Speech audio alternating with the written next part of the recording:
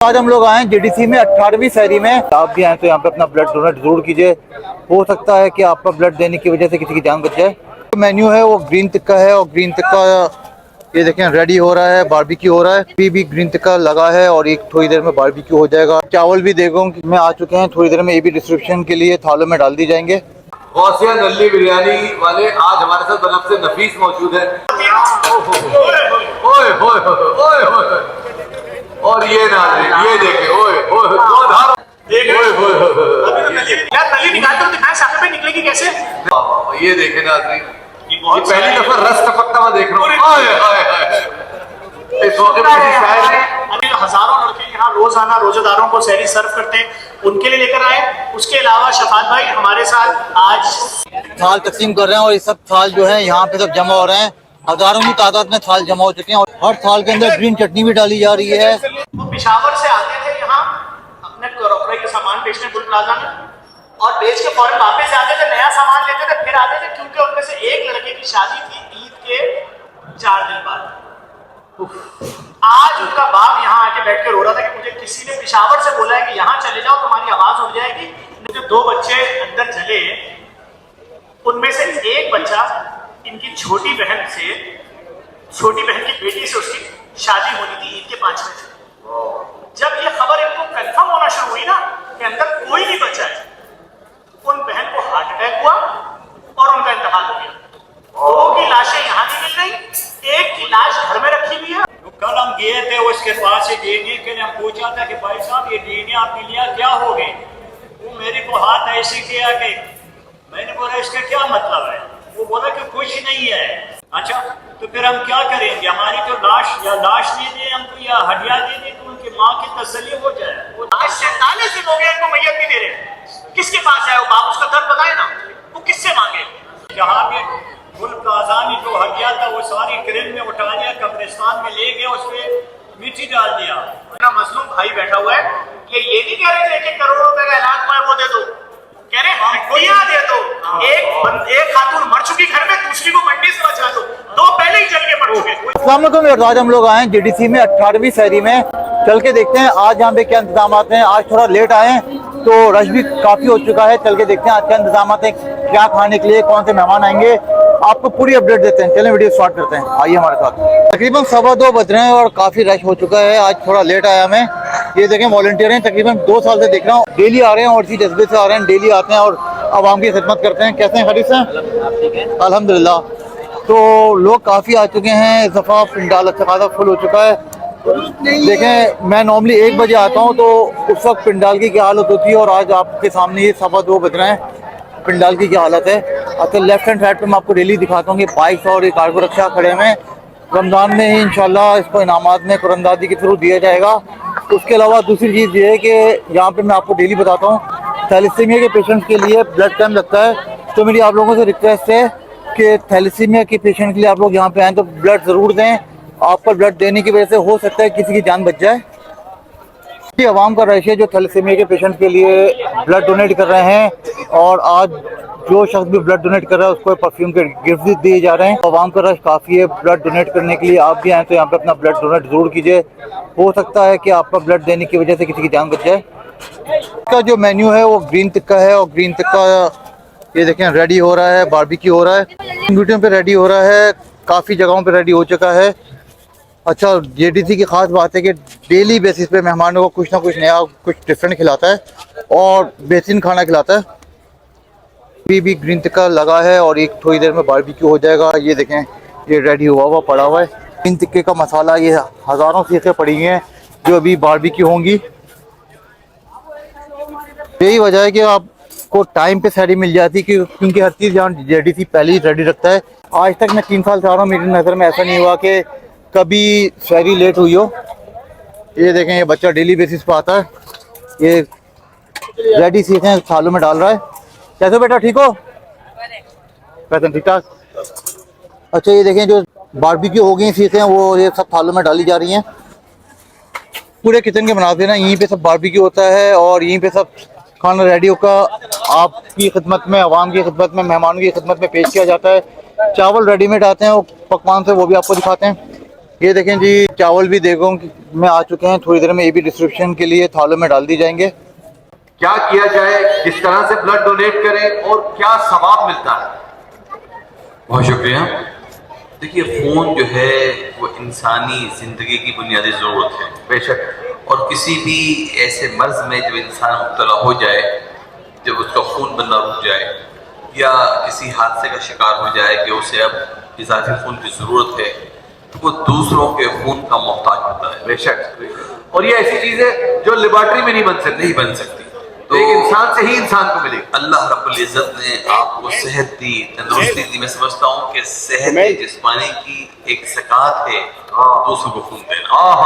हर चीज की एक ज़कात है ना। क्या बात। सोने पे ज़कात, चांदी पे ज़कात, माल पे ज़कात। वाह वाह वाह। तो मैं ये कहता हूँ कि आप ये समझ लें कि आपकी सेहत की ज़कात है। वाह वाह। अल्लाह रब्बुल इज़्ज़त ने आपको सेहत अता फरमाई, उसका करम है।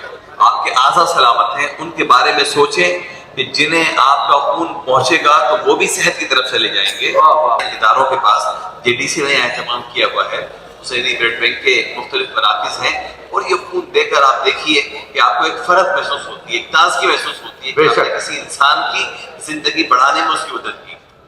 गौसिया नल्ली बिरयानी वाले आज हमारे साथ बनफ से नफीस मौजूद है। सर कैसे हैं आप? आप लोगों की मोहब्बत है सर। सर आज आप भी आए हैं और आपके साथ आपकी प्लेट भी आई है। ये प्लेट है पतीला है? ये पतीला है। ये कहें कि साकिब भाई अपनी देख लाए, तो साकिब भाई खुद भी एक खूबसूरत सी देख है। मोहब्बत की देख। नहीं, साकिब भाई आज तमाम वॉलंटियर्स के लिए 10 देखें नली बिरयानी लाए। मैंने कहा 10 देखों के वॉलंटियर नहीं, तो आवाम में चला दें। क्या क्या खूबी क्या है इस बिरयानी? ये दुनिया की वाइड बिरयानी है, गौसिया नल्ली बिरयानी, जिसमें घी तेल नहीं लगता। नल्ली गोश्त की यखनी और देसी हल्दिया इसके अंदर इस्तेमाल करा जाता है। हाय हाय हाय। तो इसको बिल्कुल change of culture biryani, change of culture recipe. और बताएं इस बारे में। जी माशाल्लाह, ये सभी अल्लाह ताला ही करम नवाज़े हैं। जब ये अपने स्टार्ट करा था एक लियाकत आपके छोटे से इलाके से। हाँ, ऐसा क्या है खास इस बिरयानी में? आपने बता दिया घी तेल नहीं डलता, गोश्त का अपना ही घी। और भी कुछ स्पेशल है इसमें? इसके अंदर स्पेशल आज ये भी है कि ये चांदी में बनी हुई है? जी। और भाई अच्छा, इतनी नलियां कहाँ से लाते हो? ये माशाल्लाह से जितना मिडल ईस्ट गोल्ड ज्यादा है उनसे परचेज करते हैं, सिलेक्टर और से लेते हैं। ये आपने जो पुलाव है उसके ऊपर ये चांदी तैरती हुई पहले कभी देखी है? वाह वाह वाह वाह। ये देखे ना। साकिब भाई चांदी वापस ना ले जाना कहीं। वाह वाह वाह वाह। तो ये नहीं 78। वाह वाह वाह वाह। ये देखे ना। वाली आवाज होती है ना। ओए होए ओए होए। और ये नाज़रीन ये देखे, ओए ओए दो धार हो गया मैं। अब आप बताएं। अल्लाह अकबर नाज़रीन, ये देखे। ट्रांसमिशन में आया हूँ। ओए होए अभी तो नली भी नहीं लगी। अच्छा, ये साकिब भाई मोहब्बत है, रज़ाकारों के लिए लेकर आए जो रोज़ादारों को सर्व करते हैं, उनके लिए लेकर आए। हड्डी और हड्डी में ये क्रीम जमी है सर। ये ये क्या भाई चांदी है। ये तो चांदी है। चांदी है? अल्लाह अल्लाह। चांदी वाली बिरयानी है, ये वॉलंटियरों की मोहब्बत में लेके आए बना के।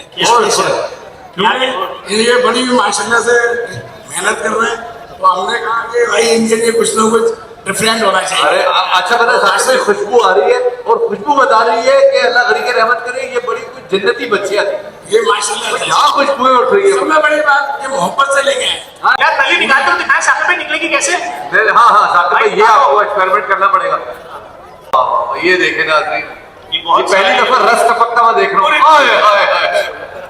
इस मौके पर किसी शायर। अच्छा भाई, इनका ये खुलूस अल्लाह ताला सलामत रखे कि ये उन रज़ाकारों के लिए जो हजारों लड़के यहाँ रोजाना रोजेदारों को सहरी सर्व करते हैं, उनके लिए लेकर आए। उसके अलावा शफात भाई हमारे साथ आज सिंध नहीं पाकिस्तान का एक बहुत बड़ा नाम और मौजूद है यहाँ स्टेज के ऊपर। पाकिस्तान के सीनियर तरीन वकील हैं, सुप्रीम कोर्ट, हाई कोर्ट, जनाब आबिद जमान साहब। और ATC के हवाले से जो दहशतगर्दी की अदालत होती है उसके हवाले से अगर बात की जाए तो आबिद जमान साहब के पास अगर मैंने ऐसे केसेस भेजे हैं जिधर कोई बहुत पावरफुल लोग किसी मजलूम को दबा रहे हैं और उन पावरफुल लोगों का नाम सुन के बड़े बड़े लोग अपने पांव पीछे कर लेते हैं, उनके लिए मुफ्त में। वरना आबिद भाई की चीज दुनिया जानती है क्या है, मुझे बताने की जरूरत नहीं है। इन जैसे वकीलों की इनकी कंपनी है पूरी, इन लोगों के जो हिसाब किताब है वो बहुत हाई है। लेकिन मैंने आज तक किसी बेवा, किसी यतीम, किसी मिस्कीन या किसी मजलूम को भेजा है कि उसकी प्रॉपर्टी पे कब्जा हो रहा है या उसके ऊपर कोई भी जुल्म हो रहा है, उसके बच्चों को मार दिया, इंसाफ नहीं मिला, तो आबिद भाई ने वो केस फ्री में लड़े। और ATC के वकील होना पहले आप समझते हैं कि वहाँ जो केसेस लगते होंगे क्या लगते होंगे। पूरे साल मुफ्त में वकील फराम करता भी हूँ और जो टिपिकल केसेस होते हैं आदिल जमान साहब के पास रेफर करता हूँ, इन्होंने ना नहीं किया आज तक। वॉलंटियर्स देखो कि थालों में चावल डाल रहे हैं, टिक्के भी आ रहे हैं। ये फरहान भाई आज फिर लगे हुए हैं भाई चावल डालने में। कैसे हैं फरहान भाई? अल्हम्दुलिल्लाह बिल्कुल ठीक है। कितनी टाके खाली कर चुके हैं अभी तक? अल्हम्दुलिल्लाह अभी तक 12 से ज्यादा हो चुकी है। माशाल्लाह माशाल्लाह, स्पीड है भाई की। फरहान भाई खाने में क्या आज? सर आज ग्रीन टिक्का है, उसके साथ व्हाइट राइस है, आलू वाले राइस हैं। चलो ठीक है, थैंक यू फरहान भाई। तो फिर ये पूरे मनाजिर हैं, हर वॉलंटियर देखें धड़ाधड़ खाली कर रहा है और काफी देखें खाली हो चुकी हैं, चंद देखें बची हैं। अब आपको दिखाते हैं कि खाना कहाँ पे रखा जा रहा है। वॉलंटियर्स की चेन है एक हाथ से दूसरा, ये थाल तकसीम कर रहे हैं और ये सब थाल जो है यहाँ पे सब जमा हो रहे हैं। हजारों की तादाद में थाल जमा हो चुके हैं और ये थाल एक के ऊपर एक 3-3 लेयर्स हैं, 2-2 लेयर्स हैं, 4 लेयर्स हैं थालों की। और देखें आज की डिश है ये ग्रीन टिक्का मंदी आलू के साथ। कोल्ड ड्रिंक्स हर थाल में रखी जाती हैं, कुछ थालों में कोल्ड ड्रिंक रखी जा चुकी हैं, कुछ थालों में ये देखें बच्चा रख रहा है कोल्ड ड्रिंक। हर थाल के अंदर ग्रीन चटनी भी डाली जा रही है। तो खाना जो JDC का होता है जबरदस्त होता है, हर चीज लवाजमात पूरी होती है खाने के साथ। थाल के अंदर कोल्ड ड्रिंक रखी जा रही है और काफी थालों में यहाँ पे रखी जा चुकी है। जितनी भी स्पेस है जो खाली पड़ी हुई है ये भी फिल हो जाएगी। ये सब स्पेस में आपको दिखा रहा हूँ फिल हो चुकी है, क्योंकि हजारों की तादाद में लोग यहाँ पे आते हैं, मेहमान आते हैं जो खाना खाते हैं और सैकड़ों की तादाद में वॉलंटियर्स होते हैं जो बड़े नज़्म ज़ब्त तरीके के साथ डिसिप्लिन के साथ खाने को सर्व करते हैं। और आप ये देख लें इतनी बड़ी 20-25 हज़ार लोगों की महफिल को अरेंज करना आसान काम नहीं है। सब चीज़ें बड़े सुकून और बड़े अच्छे तरीके से हो रही होती हैं। वो पेशावर से आते थे यहाँ अपने क्रॉकरी के सामान बेचने गुल प्लाजा में और बेच के फौरन वापस जाते थे, नया सामान लेते थे, फिर आते थे, क्योंकि उनमें से एक लड़के की शादी थी ईद के 4 दिन बाद। आज उनका बाप यहाँ आके बैठ के रो रहा था कि मुझे किसी ने पेशावर से बोला है कि यहाँ चले जाओ तुम्हारी आवाज उड़ जाएगी, नहीं तो बरसी हो जाएगी, तुम्हारे बच्चों की खबर नहीं मिलेगी।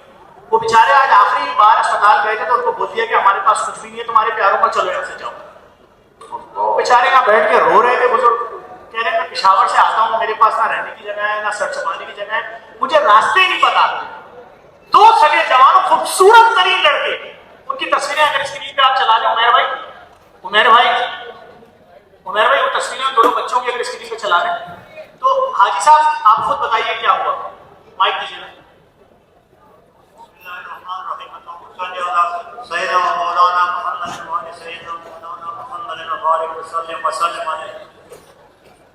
हमारे 2 भांजे जो है पेशावर से सामान क्रॉकरी को लाते थे, गुल प्लाजा में भेजते थे। ये आखिरी लास्ट टाइम जो आए थे 2 दिन पहले जो गुल प्लाजा में आग लगने थे पहुंच गया, उधर ही मौजूद था।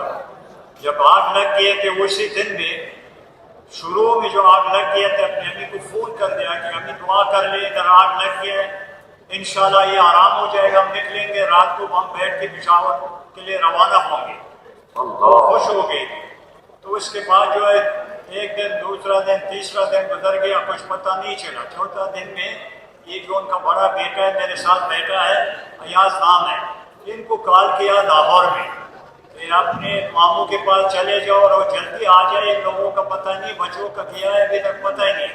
ये मेरे पास आया लाहौर में, मैं भी लाहौर में उधर रहते थे, हमारा कारोबार थे प्रॉपर्टी का।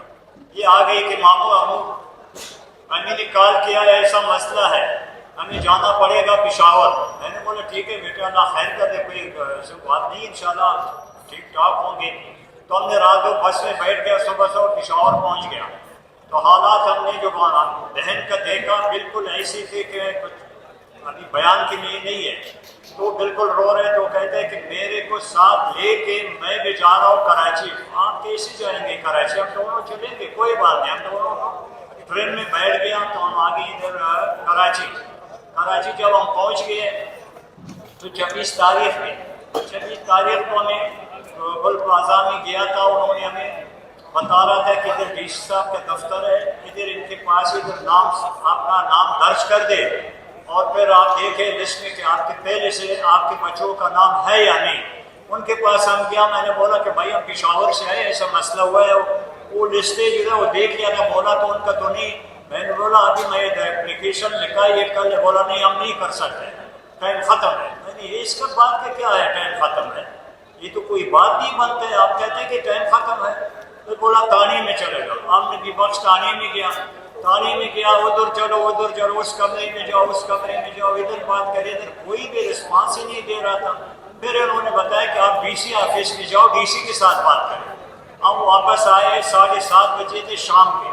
हम डीसी साहब की तरफ जा रहे थे, ऊपर से वो नीचे आ रहा था गाड़ी की तरफ, वो जा रहे थे, घर जा रहे थे। वो हमको देखा, बोला खान साहब क्या बात है, खैरियत है? मैंने बोला बात तो खैरियत से तो निकल गई है, ऐसे मसला है। हमारे 2 भांजे आए थे प्लाजा में, इधर पहुंच गया, इधर मौजूद थे, आग लग गई। अभी कोई चीज हमारे हाथ में है नहीं, हम आते हैं कोई सबूत, कोई बात ही नहीं करता है, तो ताने में नहीं होता। वो बोला नंबर दे दे उनका, मैंने नंबर उनको दे दिया, इन्होंने नंबर दे दिया उनको। वो अपने मोबाइल में कुछ कर दिया था। फिर अपनी पीए को बुलवाया कि एसी साहब को बुलवाया, एसी साहब के पास इसको ले चले। मेरे को लेके उसको पीए के साथ हम एसी साहब के पास चला गया। तो एसी साहब ने बहुत अच्छा तरीके से डील कर दिया, बता रहे कि आप एप्लीकेशन हमारे पास रख ले, कल आ जाए और हम आपको सिविल अस्पताल में डीएनए के लिए भेज जाए। तो कल हम उधर गया था, उन्होंने हम दोनों को सिविल अस्पताल भेजा। सिविल अस्पताल वालों ने हमें मदन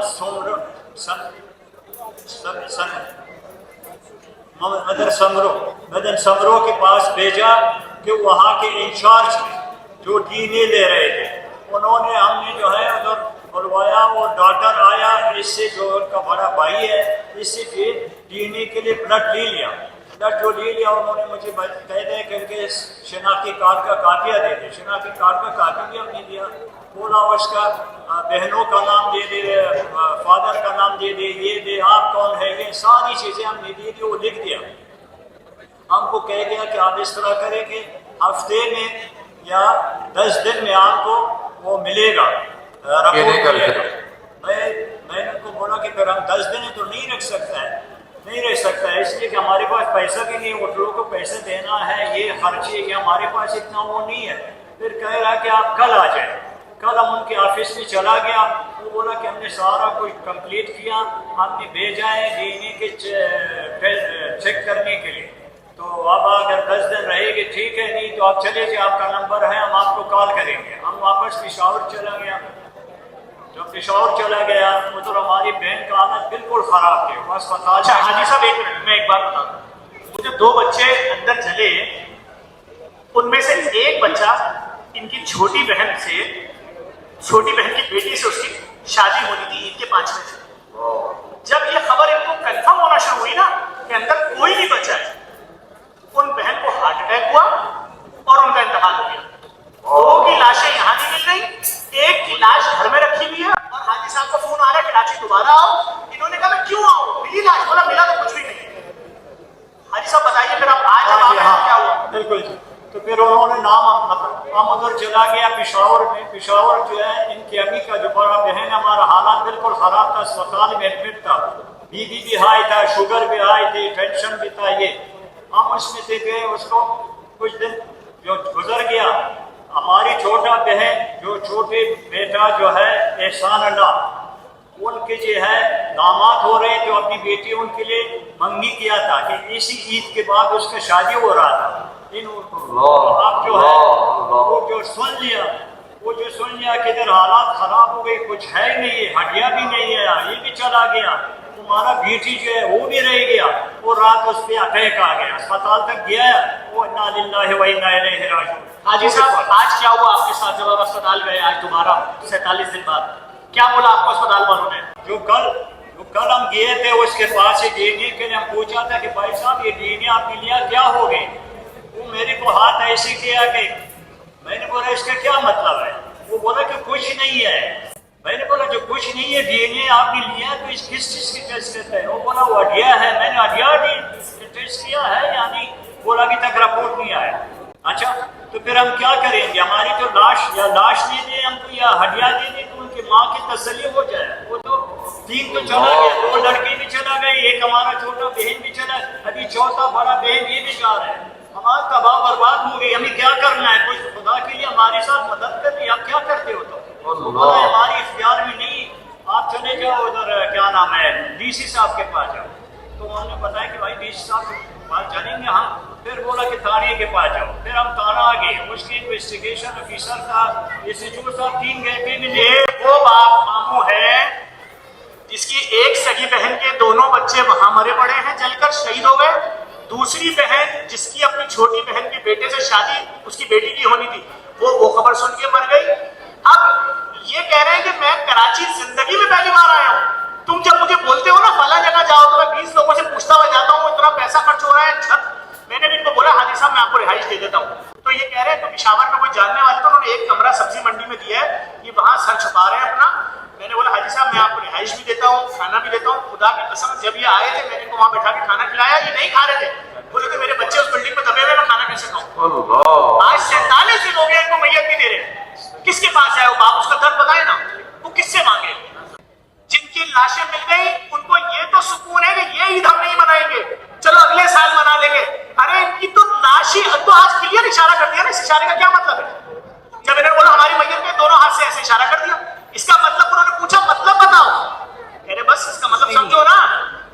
तो बात ये है कि हमारा पाकिस्तानी भाई है बुजुर्ग, अभी वो हड्डियाँ दे दे कि उनकी माँ की तसल्ली हो जाए, उनको दफन कर दे, वो ठीक हो जाए। अगर वो नहीं मिला उसके लिए वो भी जाएगा, वही होगा। आप हमारे आवाज हाथ से उठाएंगे जाएगा। तो इधर उधर से कुछ भी हड्डियां दे देंगे। तुम आप मेरी वीडियो देख लो जिस दिन बिल्डिंग में आग लगी थी। जब आग लगी थी उसके 2 घंटे बाद मैंने वो एक्शन देखा पूरा, और मेरी पहली वीडियो देख लेना जाके मैंने क्या कहा था। मैंने कहा ये जिस तरह से हो रहा है ना ऑपरेशन, ये आखिर 1 किलो हड्डी ही बचनी है जो मुझे नजर आ रहा है। मैंने बड़े सानियात में काम किया है। जिस तरह ये बुजुर्ग वहां रो रहा था, मेरा कलेजा फट गया, फूट कर हट गया था, मैं फेस नहीं कर पा रहा था। जहाँ पे हमने DNA दिया था, उन्होंने बोला भाई साहब इधर कुछ नहीं है। जहाँ पे मुल्क आजामी जो हड्डियाँ था वो सारी क्रेन में उठा लिया, कब्रिस्तान में ले गया, उस पर मिट्टी डाल दिया। अच्छा तो फिर हमारा क्या बनेगा? मेरे को दिखाओ ना, आगे मिट्टी दिखाओ, कुछ तो दिखाओ ना कि ये है आपका। इधर मैं क्या बोलूं? रास्तानी बता दो, ये वहां जाके फातिहा पढ़ ले। अरे असद भाई आप नहीं समझ रहे हो, हम भी तबाह बर्बाद हो गए। हमारा जो है रिक्वेस्ट है सदर ममलकत कासिम जरदारी साहब से और मोहम्मद शहबाज शरीफ प्राइम मिनिस्टर से और फील्ड मार्शल सैयद आसिफ मुनीर साहब से कि हमारे लिए कुछ ना कुछ रास्ता बना दे कि हम क्या करें, हमारी हेल्प कर दे। अदरवाइज जो है 3 तो चला गया, ये हमारी जो है ये बड़ा में ये भी चला जाएगा, वो तबाह बर्बाद। आप देखें कितने मजलूम मामू है, कितना मजलूम भाई बैठा हुआ है। ये नहीं कह रहे थे 1 करोड़ रुपए का ऐलान हुआ है वो दे दो, कह रहे हड्डियां दे दो। एक खातून मर चुकी घर में, दूसरी को मंडी से बचा दो, 2 पहले ही जल के मर चुके। अच्छा वो भी क्यों मरे जल के? वो इसलिए मर गया, उसको शादी करनी थी अपनी, वो बार-बार पेशावर से फेरे लगाता था, सामान लाता था, क्रॉकरी का बेचता था, फिर दोबारा जाता था, फिर लेकर ताकि अपनी शादी का खर्चा निकाल सके। उसको पता ही नहीं था मेरी शादी तो बहुत दूर की बात है, मेरी हड्डियां नहीं देंगे मेरे घर वालों। एक फोटो इधर है, ये एक का फोटो रहमतुल्लाह है, इनका फोटो ये है रहमतुल्लाह। जी हाजी साहब टीवी पे चल रहा है, फोटो चल रही है टीवी पे।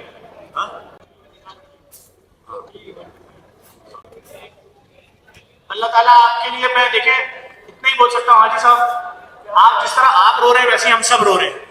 खुदा ये दुख किसी को ना दिखाए जो आप फेस कर रहे हैं।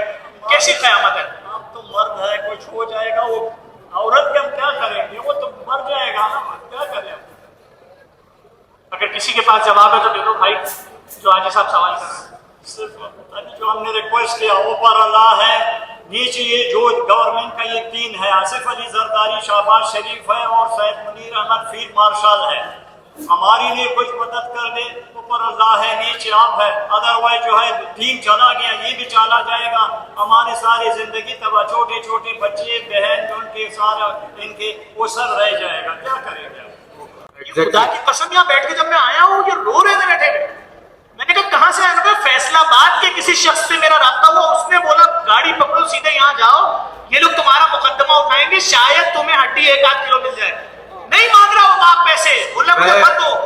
इन्होंने जैसे सदर आसिफ अली जरदारी, वज़ीर आज़म शहबाज शरीफ और फील्ड मार्शल जनाब सैयद आसिफ मुनीर साहब से रिक्वेस्ट की है, मैं शहर के जो भी वाली हैं और इस शहर की जो भी करता धरता है, खुसूसन जनाब मुर्तज़ा वहाब साहब और वज़ीर आला सिंध जनाब, आपसे मैं रिक्वेस्ट करना चाहता हूँ कि आप बराए करम इन लोगों, इन जैसे ये एक कहानी नहीं है। मुराद अली शाह साहब आप भी ये सुनिए, मुर्तज़ा वहाब साहब आप भी ये सुनिए, ये एक कहानी नहीं है, ऐसी दर्जनों कहानियां मौजूद हैं जो हमसे भी राब्ता करते हैं कि उनको अपने प्यारों का कोई निशान नहीं मिला। इसका मतलब है कि एक सिस्टमैटिक लैप्स हुआ है इन लोगों तक, इन लवाहिकीन तक, इनके मरहुमीन के आसार पहुंचाने में कोई सिस्टमैटिक कलैप्स हुआ है। उस कलैप्स को फिल कीजिए। ये देखें जी, ग्रीन टिक्का रेडी होने के बाद सर्विंग के लिए ले जाया जा रहा है और इसकी शक्ल कुछ ऐसी है। लवाजमात पूरे होते हैं और ये सब कुछ मेहमानों को सर्व किया जाएगा, एक बेहतरीन खाना पूरे लवाजमात के साथ। की डिस्ट्रीब्यूशन भी शुरू हो रही है, वॉलंटियर्स एक लाइन के अंदर ये सब थाल मेहमानों में लेके जा रहे हैं। भी देखें आवाम का रश, तहद्दे निगाह लोग ही लोग हैं और सब डिसिप्लिन के साथ बैठे हैं, क्योंकि JDC का सिस्टम ऐसा होता है कि सबको सहरी मिल जाती है, सबको पता है सबको सहरी मिलेगी। सहरी की डिस्ट्रीब्यूशन एंड से शुरू होती है, मतलब जहाँ से गेट के एंट्रेंस है वहाँ से शुरू होती है। वॉलंटियर्स थाल वहाँ पे लेके जाते हैं गेट के पास, वहाँ से सहरी डिस्ट्रीब्यूशन होना शुरू होती है और ऐसे ऐसे लोग आगे आते हैं और एक एक जो यहाँ पे मेहमान बैठे हैं सबको सहरी मिलती है। फिर आज की 18वीं सहरी की भी डिस्ट्रीब्यूशन जारी है। कल आपसे मिलते हैं इसी मकाम JDC में 19वीं सहरी में। तब तक के लिए अल्लाह हाफ़िज़।